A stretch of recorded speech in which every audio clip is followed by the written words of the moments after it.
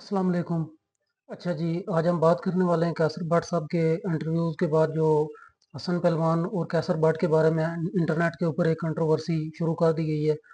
और कैसर बट साहब ने अपने इंटरव्यू में कहा है कि जो अमीर बलाल शहीद है वो हसन पहलवान के साथ उसके मामला ठीक नहीं थे और वो आज उनको भाई कत्ल इसी करवाने हसन के को लिए वो मरवाने मरी के जा लिए रहे थे। मरी गया। तो इसके बाद इंटरनेट के ऊपर बहुत सारे सवालात अचानक जन्म ले गए, जिसमें से एक सबसे बड़ा सवाल ये है कि कैसर बट साहब को जो उनके घर का एक फ़र्द वो अपना समझते थे। और कैसर बट के साथ वो तकरीबन अपनी हर किस्म की अपने तमाम मामलात वो शेयर करते थे, ख़ास तौर पे अमीर बलाज। तो कैसर बट साहब को क्या अब अपने उनके इस तरह के राज जो हैं वो इंटरनेट के ऊपर आके सारी दुनिया के सामने रखने चाहिए या नहीं रखने चाहिए? तो दूसरी बात ये है कि कैसर बट साहब के पास इन तमाम बातों के क्या कोई सबूत हैं? और तीसरे नंबर पे जो सबसे बड़ी बात ये है कि जो अवामी अदालत है, जो अवामी रद्द-ए-अमल है, वो इस वक़्त तकरीबन जो भी शख़्स ट्रकों वाला ख़ानदान को छोड़ता है, 95% से ज़्यादा लोग उसके मुखालफ हो जाते हैं। अवाम तकरीबन 95% से ज़्यादा ट्रकों वाला ख़ानदान के साथ है। और बाकी रह गई बात हसन पहलवान की, हसन पहलवान इस वक़्त ट्रकों वाला ख़ानदान को फ्रंट फुट से लीड कर रहे हैं।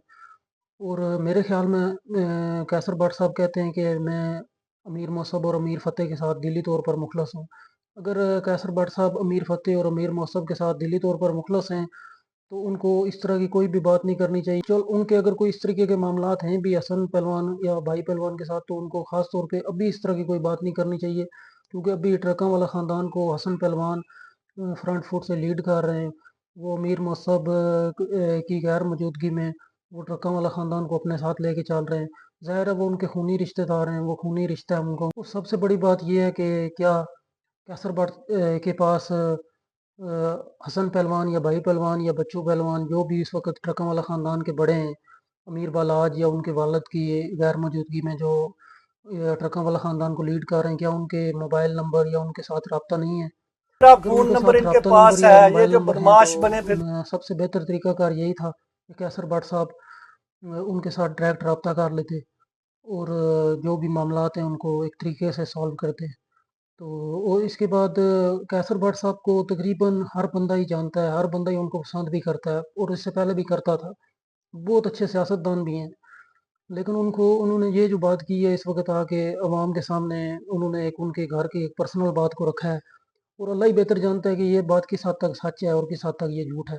लेकिन कैसर बट साहब के ये बात करने के बाद तकरीबन अवाम का जो झुकाव है वो मज़ीद ट्रकों वाला ख़ानदान की तरफ बढ़ गया है।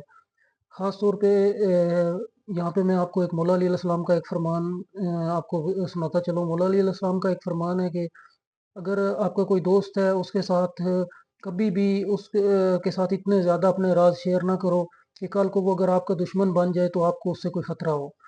तो यही तकरीबन ट्रकों वाला ख़ानदान की भी जो अभी तक कमज़ोरी है उनमें से सबसे बड़ी कमज़ोरी यही है कि वो जिसके ऊपर भी भरोसा करते हैं, आँखें बंद करके उसके ऊपर बहुत ज़्यादा भरोसा कर लेते हैं, जो कि बाद में उनके लिए काफ़ी नुकसान का सबब भी बनता है। और मुस्तक़बिल में भी आपने देखा होगा ट्रकों वाला ख़ानदान के लिए जो सबसे ज़्यादा नुकसान का सबब बने हैं वो उनके करीबी लोग थे, जो जिनके ऊपर ये एतबार करते थे, जो इनके काबिल एतबार लोग थे।